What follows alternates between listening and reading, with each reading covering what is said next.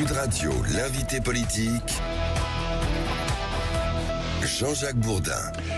Notre invitée ce matin, Juliette Méadel, ministre déléguée chargée de la ville. Bonjour. Bonjour. Merci d'être avec nous, la ville. Si important, je reviendrai sur les problèmes d'insécurité, je reviendrai sur les problèmes de logement, sur tous ces problèmes-là qui pourrissent parfois la vie de nos concitoyens. Vous étiez proche de Manuel Valls, hein, Juliette Méadel. J'ai été sa ministre. Vous avez été sa ministre. Sous le quinquennat de François Hollande. Exactement. Vous avez été radié du PS en 2017. Absolument. Absolument. Après avoir soutenu Emmanuel Macron. Oui, 2020. 2018, pardon. Oui. Opposé à la loi immigration, je m'en souviens. Absolument. Hein, toujours aussi fermement, pas toute la loi, parce qu'il y avait des choses bien dans la loi, mais surtout la préférence nationale. Voilà. Et vous êtes aussi conseillère d'opposition à Montrouge, c'est important pour vous. Oui. Et justement, Montrouge, le 8 janvier 2015, Clarissa Jean-Philippe, policière municipale, est assassinée par Amédi Koulibaly, complice des frères Kouachi, qui la veille avaient semé la terreur dans les locaux de Charlie Hebdo.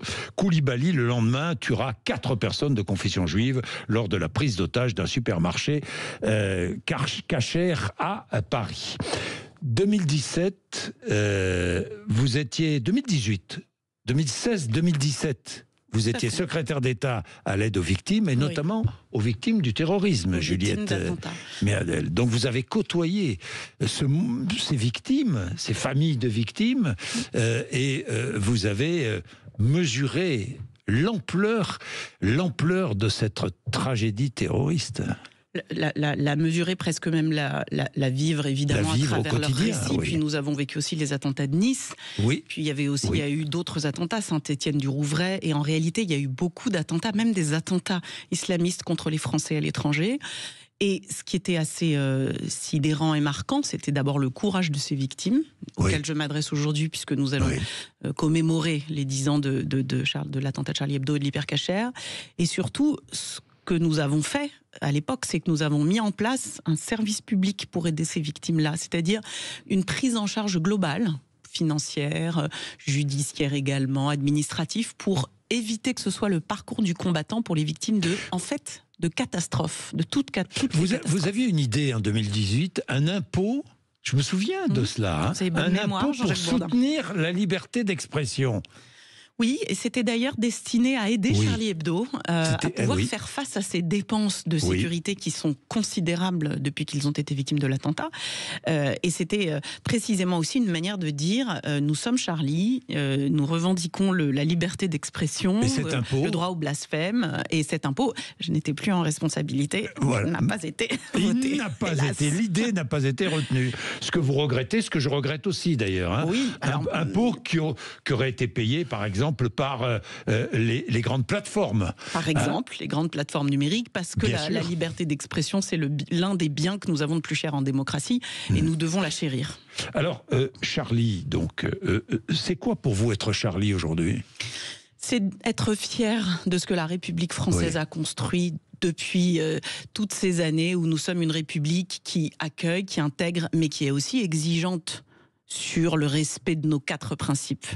La liberté, l'égalité, la fraternité, la laïcité. Moi, je ne choisis pas. Je veux les 4. Et c'est ça, être Charlie. Et c'est partager cet idéal. Pourquoi ? Parce que c'est ce qui nous permet de vivre en paix. C'est ce qui nous permet aussi, qui permet à chacun de vivre sa religion comme il l'entend. Mais la religion, c'est à la maison. Et c'est aussi ce qui nous permet d'accueillir la différence. On accueille à condition que le cadre républicain soit respecté. C'est un modèle dont moi, je suis fière. Je sais qu'à l'étranger, on ne comprend pas notre laïcité, notre fraternité. Mais j'en suis fière parce que accueillir la différence, l'intégrer, c'est partager cet idéal républicain et c'est faire de nous, en fait, une nation unie. Et c'est ça qui m'inquiète aujourd'hui. Donc je me demande si aujourd'hui, nous aurions la force d'être à nouveau Charlie. Est-nous sommes... Parce qu'à l'intérieur même de la nation française, certains ne sont plus Charlie. Mais non Est-ce qu'aujourd'hui... Non, j'ai lu ce qui vous opposait, par exemple, à Jean-Luc Mélenchon ou à LFI, Juliette Méadel. Vous êtes une femme de gauche.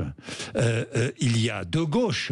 Il y a cette gauche universaliste, et LFI ne serait plus universaliste. LFI aurait délaissé la laïcité ? Oui, LFI a délaissé la laïcité et quand on compare l'attitude de Jean-Luc Mélenchon au moment des attentats de Charlie Hebdo et le Jean-Luc Mélenchon d'aujourd'hui, il n'a plus rien à voir. C'est-à-dire qu'aujourd'hui, non seulement ils prennent des distances par rapport à la laïcité, mais ils font entrer le fait religieux dans le débat public et politique. Volontairement ? Volontairement, Sciemment ? en s'adressant à des catégories. Sciemment ? Mais bien entendu, en s'adressant à des catégories, ce qui est d'ailleurs en fait, quand on regarde bien Jean-Jacques Bourdin, ce qui est insultant. Aucun citoyen de France ne veut aujourd'hui se revendiquer sur des discriminations religieuses. Les musulmans de France, si tant est qu'il y ait une communauté, je ne crois pas, il n'y a qu'une seule communauté, la France, mais admettons, aujourd'hui, n'ont aucune envie qu'on les distingue et qu'on les désigne selon leur religion. La plupart ont envie de vivre et sont d'abord des citoyens français et n'ont aucune envie d'être assimilés à une petite fraction d'islamistes. Est-ce que vous pensez donc que LFI, l'idée de Jean-Luc Mélenchon, c'est d'insérer dans notre République le fait religieux? Je pense qu'il insère et il essaye de fracturer la République avec toutes les différences possibles en les exacerbant. La différence religieuse, la différence sociale, il exacerbe toutes nos fractures et je pense qu'au lieu d'essayer au contraire de lutter contre les inégalités, de résorber les fractures, il les accentue. Mais il n'est pas le seul. Il n'est pas le seul. Oui, il n'est pas le seul. Mais est-ce que je peux dire, est-ce que je vous demande, je vous pose la question, est-ce qu'il utilise les musulmans? Est-ce qu'il utilise, je dis bien utiliser, j'emploie à dessein le mot utilisé. Est-ce qu'il utilise les musulmans comme cible électorale pour conquérir le pouvoir, comme agent pour conquérir le pouvoir? Il instrumentalise. Il instrumentalise une forme de parfois, oui, de désespérance sociale, qui s'explique par toute une série de raisons, qui l'instrumentalise, mais ce faisant, il emboîte le pas aussi d'une forme de radicalité religieuse. Et c'est pour ça que je lui en veux, parce qu'il jette l'opprobre sur une partie de la population qui n'a pas besoin d'être pointée du doigt. Et d'ailleurs, en faisant ça, en réalité, il complète la démarche de Marine Le Pen, qui, pour une partie de ses soutiens, discrimine aussi selon les origines. Et moi, vous voyez, ce qui me pose problème, c'est que je ne veux pas m'adresser aux citoyens de France en pointant leur origine, que ce soit leur origine nationale, religieuse. Non, vous êtes en France, vous êtes en situation régulière, vous payez vos impôts, vous travaillez, vous êtes conforme à la loi, vous êtes français, on ne vous demande pas d'où vous venez, quelle est votre religion. La religion, encore une fois, c'est à la maison et on s'adresse à vous comme un citoyen français. Oui, mais vous savez très bien que dans certains quartiers, vous êtes responsable de la ville, dans certains quartiers, les islamistes ont pris, je ne dirais pas pris le pouvoir, mais sont très écoutés, sont très entendus. C'est la raison pour laquelle il faut lutter sans aucune précaution, si ce n'est le cadre légal, contre les mouvements islamistes qui sont des mouvements politiques. Soyons tout à fait clairs, l'islamisme fondamental est un mouvement politique qui est d'ailleurs destiné à fracturer notre pays. Enfin, ce que nous avons vécu depuis 2012, parce que les attentats terroristes qui font entrer la France dans les années noires, on peut commencer à 2012, même si on pourrait commencer avant 2012, c'est Toulouse, c'est Montauban, c'est l'école aux Aratora, c'est cette petite fille qui est tuée à bout portant par le terroriste. En réalité, c'est une guerre idéologique contre notre modèle démocratique, républicain et laïque. C'est pas de la religion, c'est de l'instrumentalisation de la religion à des fins politiques, de déstabilisation de la France. Juliette Méadel, Jean-Luc Mélenchon, Marine Le Pen, qui espèrent, là je passe au terrain politique, qui espèrent un départ anticipé d'Emmanuel Macron, destitution ou démission. Que leur répondez-vous ce matin ? Je leur réponds qu'ils n'aiment pas la France pour lui vouloir à ce point du mal par de la déstabilisation. Depuis la dernière motion de censure, nous avons payé. Nous sommes en train de payer, nous, contribuables citoyens, le prix de cette censure. Alors, la censure, c'est une expression normale et légitime de la démocratie, mais ça a un prix économique, ça a un prix dans la stabilité politique du pays. Et maintenant, il faut que nous arrivions à de la stabilité. Le président de la République a été élu. Jusqu'à 2027, il est indispensable de permettre maintenant aux institutions de fonctionner, ne serait-ce que pour que les agriculteurs puissent être payés pour que ce qui concerne mon sujet, qui est la politique de la ville, eh bien les associations puissent recevoir leurs subventions dans les quartiers pour qu'on puisse à nouveau faire fonctionner correctement, notamment les conditions de vie dans les immeubles, et puis que tous les services publics fonctionnent. Je vais revenir aux conditions de vie dans les immeubles parce que je sais que ça vous tient à cœur. 14 janvier, discours de politique générale de François Bayrou, motion de censure le 16. LFI a déposé ou déposera une motion de censure. Alors évidemment, tout dépendra du PS. Entre autres, est-ce que le PS va voter la censure ou pas? Il y aurait des premières discussions, réouverture de discussions à propos de la réforme des retraites. Vous confirmez ? Écoutez, je le confirme à mon modeste niveau, mais bien entendu, j'ai gardé et je souhaite conserver les bonnes relations que j'ai avec une partie du Parti socialiste qui veut construire. Je sais, c'est pour ça que je vous pose la question. Et vous avez raison de le faire. Je suis aussi une femme de gauche qui veut construire, qui veut aider le Premier ministre à pouvoir mener son projet à bien. Et pour cela, je ne peux pas croire que tout le Parti socialiste s'enferme dans une posture d'insoumis qui cherche le chaos. Je sais aujourd'hui que j'ai d'anciens camarades qui veulent construire. Tenez par exemple, jeudi, je me rends chez Hélène Geoffroy, qui est l'ancienne ministre de la ville de François Hollande. Nous étions ensemble au gouvernement, qui est la maire de Vaux-en-Velin, qui d'ailleurs a porté un projet de gauche constructive alternative au dernier congrès du Parti socialiste, et qui aujourd'hui est une femme engagée, qui veut construire. Bien sûr, nous ne sommes pas alignés exactement sur le plan idéologique, mais je crois qu'il est temps maintenant de construire une gauche responsable qui prenne ses distances nettes avec l'extrémisme des insoumis. Il est temps de rompre avec LFI ? Mais il est plus que temps. Ils auraient dû le faire depuis longtemps. Écoutez, au lendemain du 7 octobre, les communications navrantes, mi-chèvre, mi-chou, conditionnées après les attentats du Hamas, étaient déjà le signe que le Parti socialiste avait perdu sa boussole républicaine. Donc il est temps de rompre et il est temps de construire l'avenir de la France. Je reviens sur la réforme des retraites. Donc vous confirmez, il y a des discussions avec le Parti socialiste. Le Premier ministre a ces discussions évidemment. Moi, à mon modeste niveau, je discute aussi, je vous le dis, avec les élus locaux qui m'accueillent. Ouverture vers le Parti socialiste, pourquoi pas réouverture des discussions sur la réforme des retraites dans le cadre, par exemple, d'une conférence sociale. Bien entendu, comme l'a dit le Premier ministre, d'ailleurs bien avant la composition du gouvernement, c'est aussi l'une des raisons qui ont fait que je l'ai soutenu. Vous êtes prêt au gouvernement à remettre sur la table la réforme? Le Premier ministre a dit, avant même de constituer son gouvernement, il a dit qu'il souhaitait une conférence sociale sur la réforme des retraites. Il l'a dit. Et que dit le PS? Vos amis du PS? L'ancien président de la République, François Hollande, a dit hier que il était favorable à des discussions, qu'il était aussi favorable évidemment à une conférence sociale, et que bien évidemment, il ne fallait pas déstabiliser le gouvernement de ce pays, et encore moins le président de la République, jusqu'en 2027. C'est une attitude responsable, qui est l'attitude d'un ancien président, et j'espère qu'elle sera durable.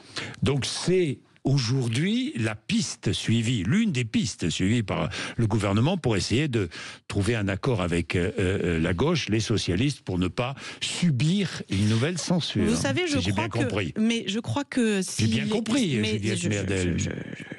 C'est le Premier ministre qui donnera lui-même le là, encore une fois, mais je crois que si les socialistes veulent éviter de donner trop d'importance au Rassemblement national, eh bien qu'ils prennent leurs responsabilités. Moi, je suis venue dans ce gouvernement aussi parce que j'ai entendu ce qu'ont dit les Français aux élections législatives. Ils ont dit qu'ils ne voulaient pas donner le pouvoir au Rassemblement national. Eh bien donc le Parti socialiste, sa responsabilité, en jouant son rôle constructif, en venant discuter, en travaillant, en essayant d'améliorer les projets, son rôle c'est d'éviter que le gouvernement ne dépende de la censure du Front National, du Rassemblement National. Bien. Juliette Méadel, parlons de la politique de la ville. J'espère bien, je suis venue pour ça. Il y a urgence.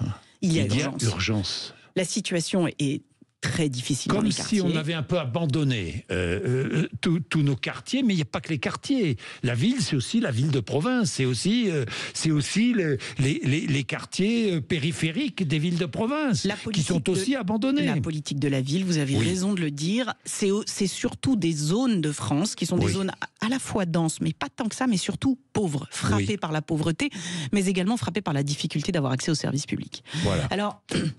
Le service public aujourd'hui, dans ces quartiers politiques de la ville, il est assumé par tous les autres ministres, l'éducation, la santé, etc. Mais ce que fait le ministre de la ville, c'est non seulement il impulse, mais il soutient les associations. Et je vais vous parler de la rénovation urbaine, si vous le voulez bien. Allez-y. Puisqu'il s'agit dans les quartiers politiques de la ville, c'est-à-dire ces quartiers, encore une fois, pauvres, qui donnent lieu à des contrats. Il y a aujourd'hui 1600 contrats partout en France signés entre l'État, les communes et les associations dans ces quartiers. Ces quartiers-là, ils doivent être privilégiés, soutenus, non pas privilégiés, mais soutenus davantage par les pouvoirs publics parce qu'ils sont en situation de grande pauvreté. Qu'est-ce que c'est l'argent de la politique de la ville? Aujourd'hui, c'est à peu près 12 milliards d'euros avec ce qu'on appelle la rénovation urbaine, c'est-à-dire qu'on reconstruit des immeubles qui sont en décrépitude. Cet argent-là, il sert à améliorer les conditions de vie quotidienne, mais il n'y a pas que ça. L'État et les communes utilisent vos impôts, Jean-Jacques Bourdin, pour aider les bailleurs sociaux, c'est-à-dire ceux qui entretiennent votre immeuble dans lequel vous vivez quand vous vivez par exemple dans un logement social, en échange d'une obligation d'entretien. Il faut que les ascenseurs fonctionnent, il faut que les poubelles soient bien relevées, que les boîtes aux lettres soient sécurisées, bref, que vous puissiez tous les matins vivre tranquillement, que vous puissiez sortir de chez vous sans être menacé par du trafic de drogue. Eh bien, en échange d'une aide de 315 millions d'euros, les bailleurs sociaux doivent entretenir correctement ces immeubles. Et s'ils n'entretiennent pas correctement? Eh bien, c'est là que je demande aujourd'hui, chez vous, au préfet, de faire un état des lieux dans les 3 semaines qui viennent de la situation d'entretien des logements sociaux dans les quartiers politiques de la ville, pour voir si en échange de cette aide de 315 millions d'euros, ils font bien leur travail. Et si le travail n'est pas bien fait, je demanderai au préfet de revenir sur ce qu'on appelle cette exonération de taxes si le bailleur foncières. social chargé d'entretenir le HLM, la HLM, habitation à loyer modéré dans les quartiers politiques de la ville, ne fait pas son boulot, sanction. Exactement. Et c'est pour ça que je me suis engagée. Vous voyez, c'est très concret. C'est parce qu'un euro dépensé doit être un euro utile. On est dans une période difficile sur le plan budgétaire. Il faut que l'argent public soit bien utilisé. Cette somme de 315 millions d'euros, c'est une somme qui pèse sur quoi? Sur le budget des communes et sur le budget de l'État. Alors attention, heureusement que les bailleurs sociaux sont là, parce qu'ils ont un rôle fondamental, que la vie n'est pas toujours facile pour eux sur le plan économique, mais la seule chose que je leur demande, c'est faites le job pour lequel vous avez une aide publique, faites-le. Bien, mais la vie est difficile dans ces quartiers. Elle est difficile parce que les immeubles sont dégradés bien souvent, mais elle est difficile aussi parce qu'il y a du trafic. Oui, j'y étais d'ailleurs. J'étais à Clichy, à Montfermeil, et j'étais dans le Val d'Oise, à Argenteuil, encore avant-hier. J'ai constaté dans certains immeubles que les trafiquants s'installent, font des trous dans les murs pour cacher la drogue, installent dans les sous-sols des supermarchés de la drogue, mais heureusement, l'État est là, l'État veille, et on lutte contre ça. C'est pas facile, hein. Attention, c'est pas facile. Mais c'est ça qui pourrit la vie des habitants. C'est ça qui pourrit la vie des habitants. Et donc, il faut une présence. Donc, il y a la présence des bailleurs sociaux, elle est indispensable. Parce qu'ils ils mettent des systèmes de gardiennage, ils mettent des systèmes même de surveillance, de propreté. Quand les ascenseurs tombent en panne tous les 2 jours, moi j'en ai discuté avec les habitants hier, c'est insupportable. Donc maintenant, moi je souhaite que les bailleurs sociaux fassent leur job. Il faut que les ascenseurs fonctionnent, il faut que ce soit propre, il faut que les boîtes aux lettres ferment, c'est simple. C'est ça la ministre de la Ville. Si je dois être la ministre des ascenseurs qui marchent, je serai la ministre des ascenseurs qui marchent. La ministre de la Ville, c'est aussi la ministre des grandes villes. Mais bien entendu, On est bien d'accord, Juliette Méadel. Absolument, des grandes villes. Des grandes villes avec des habitants qui viennent souvent de banlieue, qui veulent venir travailler dans les grandes villes, mais qui peuvent plus s'ils ont une voiture ancienne.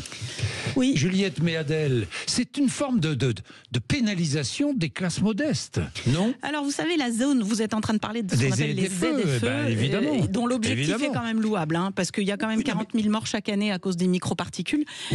Donc c'est quand même louable de dire on va améliorer la qualité de l'air. Mais là où vous avez raison de le dire, et avec Agnès Pannier-Runacher, on en a parlé. Je vous coupe. Oui, alors attendez, vous allez pouvoir vous exprimer. Il reste 2 minutes 30, mais je vous coupe. J'habite dans un quartier difficile. Mon immeuble risque d'être dégradé. Il l'est souvent, malheureusement. Et c'est là que vous incitez, et vous allez même punir les bailleurs sociaux qui ne remplissent pas leur devoir. Je prends ma voiture. Souvent, je fais 1 heure ou 1 heure et demie pour aller travailler. J'ai une vieille voiture parce que j'ai pas les moyens d'avoir une neuve, et je suis pénalisé Si j'entre dans le centre-ville, à l'endroit où je vais travailler tôt le matin. Et je vais rajouter pour les artisans qui travaillent et qui ont besoin de leur voiture pour aller travailler en centre-ville, cette mesure est très difficile. C'est la raison pour laquelle j'en ai parlé hier avec Agnès Pannier-Runacher, qui est, comme moi, tout à fait consciente du fait qu'il faut travailler sur de probables dérogations. Je ne veux pas aller plus loin. Il va y avoir des dérogations. Non, je n'ai pas dit ça, je dis nous sommes d'accord pour y travailler. Nous allons voir ensemble comment c'est possible. Dérogations pour qui? Pour les artisans, par exemple? Pour les quartiers politiques de la ville, par exemple. Mais nous allons voir, Jean-Jacques Bourdin. C'est-à-dire que ceux qui habitent dans les quartiers politiques donc de la ville pourraient avoir des dérogations. Je ne suis pas en train de vous dire que nous allons exclure une partie du territoire français, une partie considérable, parce que les quartiers politiques de la ville, vous savez, c'est à peu près 6 millions de Français. Donc, je ne dis pas ça, je dis nous allons regarder au cas par cas pour faire en sorte que notre objectif, qui est le mien, qui est de remettre du travail, de l'activité économique et de la dignité dans les quartiers politiques de la ville. La dignité, c'est de ne pas se sentir exclu de la société. Il est possible qu'il y ait des dérogations. Il est possible. Nous allons y travailler ensemble. Nous allons voir comment nous faisons au cas par cas, selon les zones, les régions, comment les systèmes, les transports publics peuvent ou pas offrir une alternative. Vous savez, c'est un travail de dentelle parce que le territoire français est fracturé. Il y a des zones qui vont très bien, puis il y en a qui vont pas bien du tout. C'est à ça qu'il faut travailler. Juliette Méadel, je vais lancer un appel au nom de tous les artisans. Préservez les artisans, préservez les petits patrons de PME ou de TPE. Ici, on en a beaucoup qui nous écoutent et qui sont avec nous. Préservez-les de ces difficultés. Mais il faut non seulement les préserver, mais surtout les écouter, parce que c'est aussi une source d'emploi. Le tissu économique français, c'est beaucoup de PME. Mais bien sûr. Et sans les artisans, y compris dans les mais à je vais vous Montrouge, dire, y compris dans les villes. Même si Montrouge maintenant est devenue une commune riche, mais pas partout, vous savez. Pas partout à Montrouge, je sais. Il y a des zones qui sont quand même pauvres, vraiment. Et puis il y a même les zones pauvres qui n'ont pas de commerce. Oui. Donc les artisans, les commerçants, nous en avons besoin parce que ça fait vivre les villes. Et ils ont besoin d'aller aussi en centre-ville. Mais nous avons besoin de centre-ville. Et ils n'ont pas les moyens d'avoir des véhicules neufs. C'est la raison pour laquelle je vous dis il faut travailler pour que chacun se sente pleinement citoyen de la République. Possible. Nous allons y travailler avec Agnès Pannier-Runacher. Eh bien, merci Juliette Méadel d'être venue nous voir ce matin sur l'antenne de Sud Radio. Il est quelle heure? Il est 8h57. Patrick Roger, après les informations de 9h.